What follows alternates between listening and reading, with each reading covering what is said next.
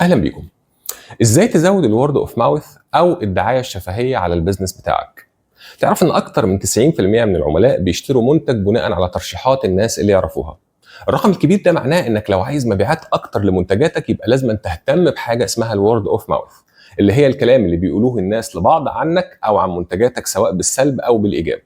وعشان الورد اوف ماوث تساعدك تحقق مبيعات اكتر، في الفيديو ده هقول لك على 3 حاجات تعملها.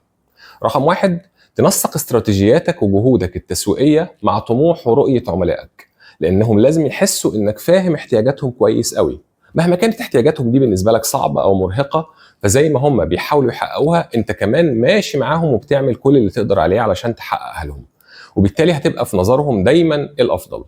تاني حاجة، شجع عملائك يقولوا رأيهم في منتجاتك أو خدماتك واطلبها منهم بشكل مباشر وواضح جدا، لأن ده بيساعدك تفهمهم أكتر وتعرف إيه نقط ضعفك اللي محتاج تطورها ونقط قوتك اللي محتاج إنك أنت تستغلها. النقطة رقم 3 والأخيرة هي إنك تكون مختلف وتحاول تقدم لجمهورك تجربة كاملة مش مجرد منتج، لأن ده هيخليك في نظرهم دايما مثير للاهتمام ومبدع ومؤثر. لو عجبك الفيديو اعمل لايك، ولو عايز تعرف اكتر ازاي تهتم بالورد اوف ماوث تقدر تتواصل معايا واكيد هساعدك. في البروفايل بتاعي هتلاقي كل الطرق اللي تتواصل بيها معايا. دمتم بسعادة.